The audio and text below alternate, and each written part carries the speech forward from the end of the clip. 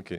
Merci Thierry, merci à tout le monde d'être là aujourd'hui. Ça fait plaisir de revoir des vraies conférences avec des vraies discussions de café et compagnie.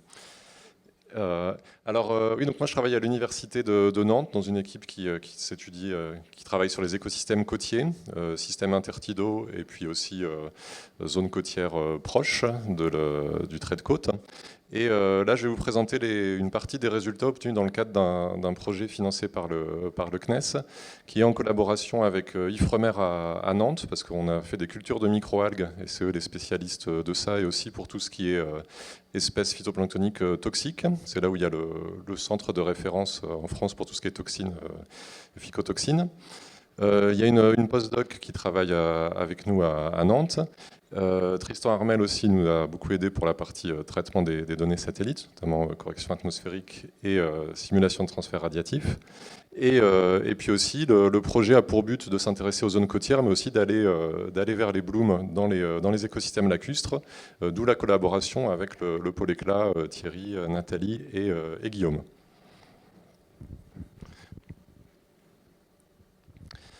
Alors l'idée en fait, c'est de travailler sur des cultures de phytoplancton en laboratoire pour déterminer les propriétés optiques des espèces qui peuvent potentiellement créer des blooms nuisibles ou toxiques. Parce qu'en fait, il y a eu, dans la littérature, il y a plusieurs fois des cultures de phytoplancton qui ont été caractérisées du point de vue optique, mais finalement, les espèces toxiques ou nuisibles ont été peu étudiées. Et sur les mesures précédentes qui ont été faites, il manque toujours quelques propriétés optiques pour avoir vraiment une signature complète de ces espèces. Et donc la première étape, c'est d'avoir des cultures. Ici, vous avez un exemple en chémostat d'une culture de cryptophytes avec une couleur très rouge due à la présence de phycoérythrine. Et, il y a d'autres cultures qui ont été caractérisées. On prévoit de faire tout un tas de séries de mesures dans le projet. Et ici, si je prends l'exemple d'un cilié qui s'appelle Mesodinium rubrum, qui crée des marées rouges en zone estuarienne, il va se développer c'est un mixotrophe, c'est-à-dire qu'il peut ingérer les chloroplastes du cryptophyte dont vous voyez la photo ici, prendre le cortège pigmentaire, réaliser la photosynthèse et se développer lui aussi. Et on a mesuré les propriétés optiques de ces deux espèces. Et à partir de là, par simulation de transfert radiatif, on a pu déterminer le signal qui serait vu par satellite en cas d'un bloom d'une marée rouge de cette espèce. Donc c'est les résultats que vous avez ici. La réflectance de télédétection, elle n'est pas mesurable directement en laboratoire. Par contre, en labo, on peut mesurer les propriétés optiques inhérentes et convertir ça en réflectance de télédétection par transfert radiatif.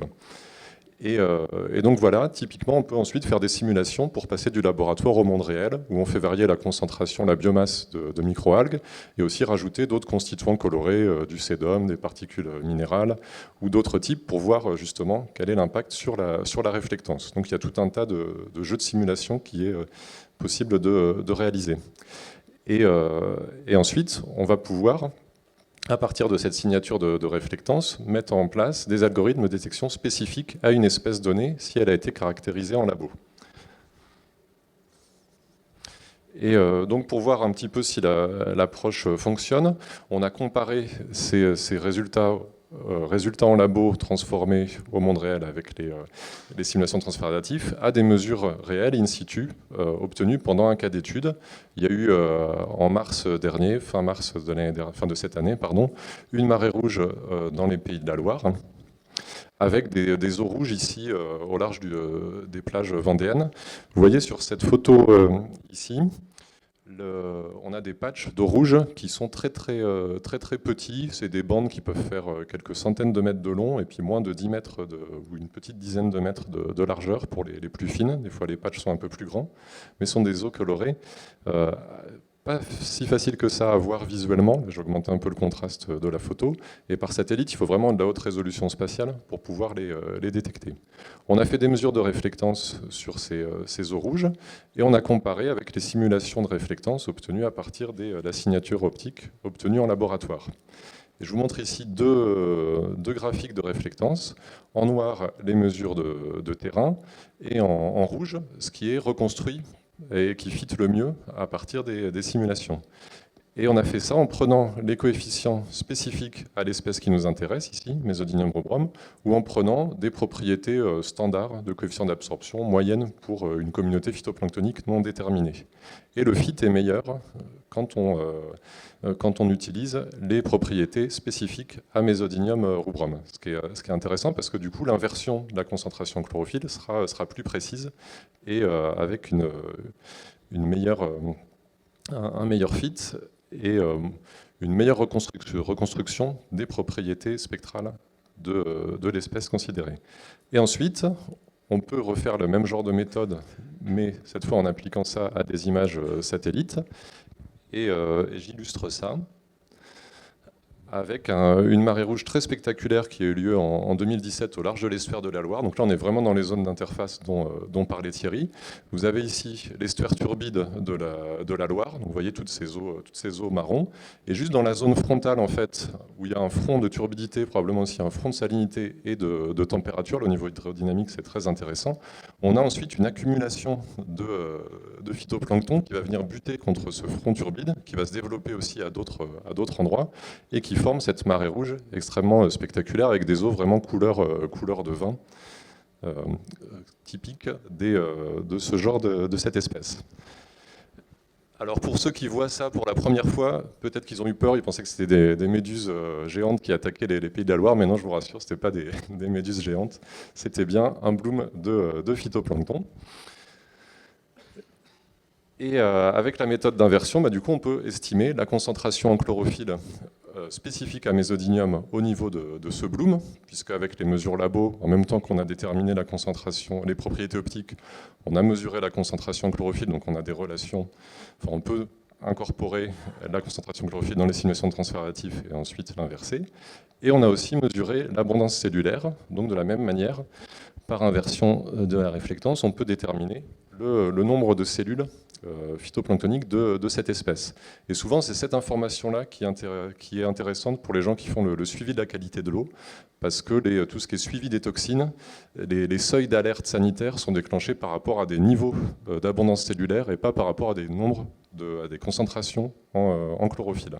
Donc là, on va plus loin que la concentration en chlorophylle, on va vers une estimation du nombre de cellules par litre. Alors, ce qui manque en fait dans ces travaux, c'est ensuite de pouvoir valider de manière robuste ces estimations.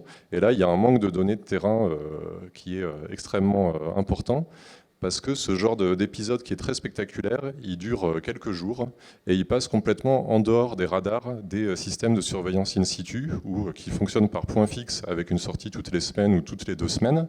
Et même si par chance la sortie est programmée les quelques jours où ont lieu les fluorescences, le point de suivi stationnel peut être situé complètement en dehors de la zone impactée.